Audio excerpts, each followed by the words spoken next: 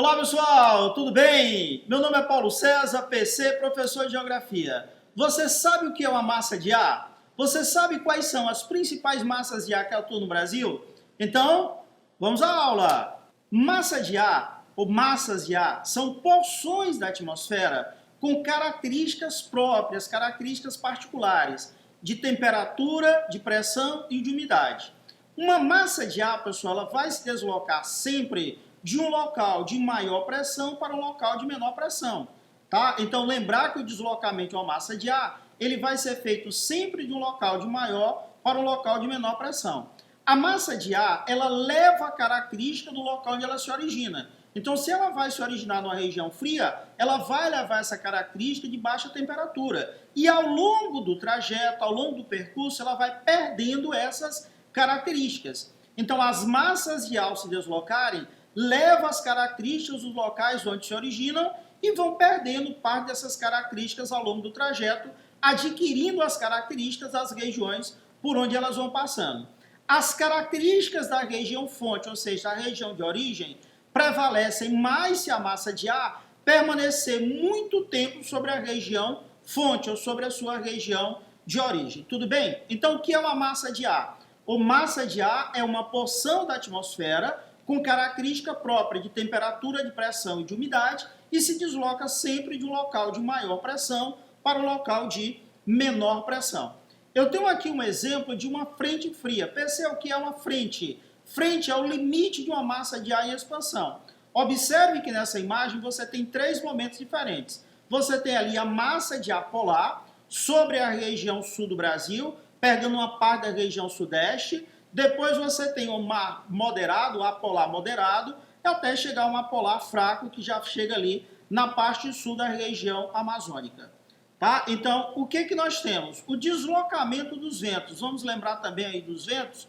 Os ventos, né, assim como as massas de ar, eles vão se deslocar sempre das áreas de maior pressão para as áreas de menor pressão. Portanto, de uma área de menor temperatura para uma área de maior temperatura. Pessoal, o nosso planeta ele tem dois mecanismos para promover a distribuição da energia. Então, o nosso corpo, toma como exemplo o nosso corpo, quando você está realizando alguma atividade física, começa a esquentar, o que é que o seu corpo encontrou? Encontrou o suor, então ele vai abaixar a temperatura.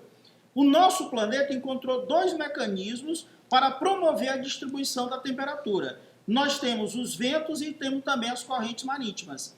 Então, as correntes marítimas ou correntes marinhas e os ventos, eles promovem esse equilíbrio em todo o planeta. Bem, o deslocamento das massas de ar não ocorre de maneira diferente dos ventos, ocorre da mesma forma.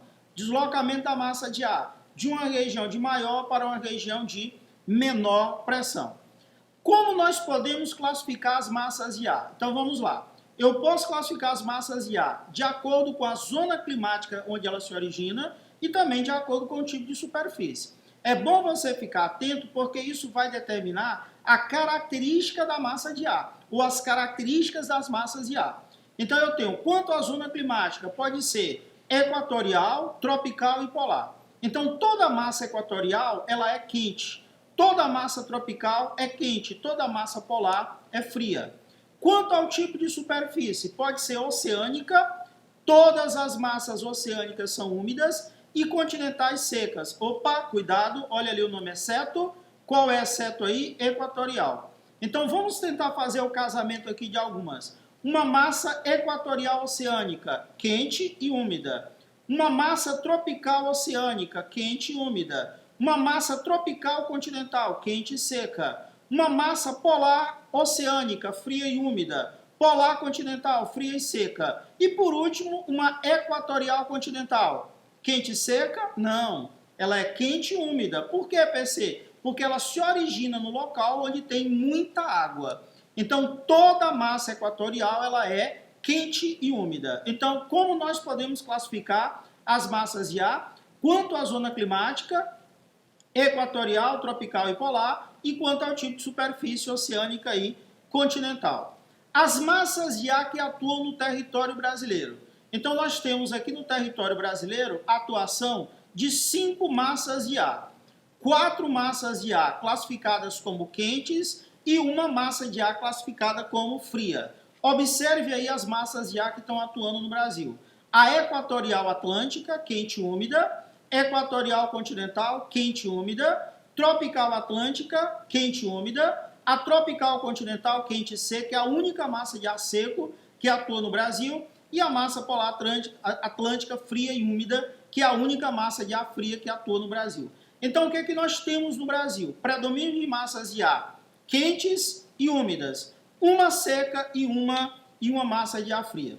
Então, eu tenho aqui o quadro, uma tabela com a massa de ar, com a característica, com as principais regiões atingidas e os efeitos provocados por essa massa de ar. Mas vamos dar uma olhada aqui, pessoal, nesses dois mapas. Observe que eu tenho um mapa com a massa de ar no verão e massa de ar no período do inverno. Então, no período do verão, observe que as massas de ar, elas são atraídas para o interior do Brasil. Por que elas são atraídas para o interior do Brasil? Porque a massa de ar, ela se desloca do local de maior para menor pressão. Então, ela está sendo atraída por essas elevadas temperaturas do interior. Nesse período, PC, qual é a massa de ar de maior importância no Brasil? Massa equatorial continental, quente e úmida. Ela é responsável pela maior parte das chuvas que acontecem no território brasileiro. Observe que quando chega ali o período do inverno, diminui a atuação da massa equatorial continental, que fica atuando basicamente na região norte do Brasil, e quem passa a ter uma ação cada vez maior é uma massa que você deve tomar muito cuidado com ela, chamada de massa polar atlântica. Essa massa polar atlântica, ao chegar no território brasileiro, observe que ela vai ser dividida em três setas. Uma fica na região sul, podendo provocar granizo, podendo provocar neve, e aí automaticamente vai provocar uma queda significativa de temperatura. Outra seta, ela vai na direção da Amazônia, sul da Amazônia, onde vai provocar um fenômeno chamado de friagem. O que é a friagem, PC? É a queda acentuada de temperatura na parte sul da Amazônia. E observe que a terceira seta, ela vai na direção do litoral nordestino. Ela vai encontrar com a massa chamada de tropical atlântica. Então, o encontro da MPA com a MTA provoca no litoral nordestino o que nós denominamos de chuvas frontais.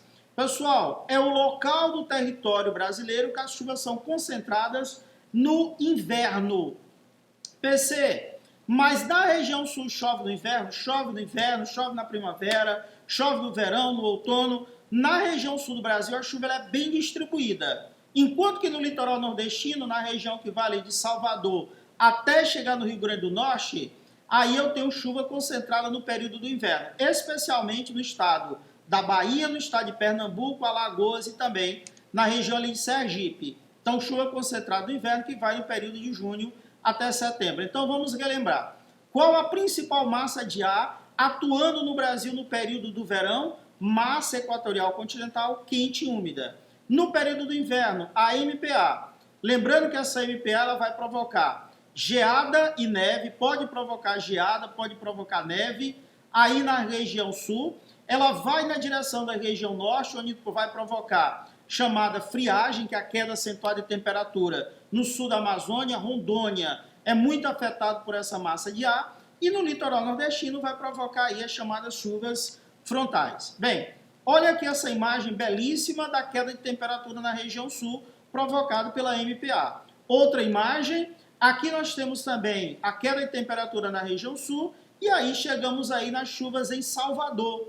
Essas chuvas em Salvador, elas estão concentradas no inverno, tá? Chove bastante ao longo de todo o ano, porém mais concentrado no período do inverno, que é de junho até setembro. E para encerrar, nós temos aí o fenômeno da friagem no sul da Amazônia.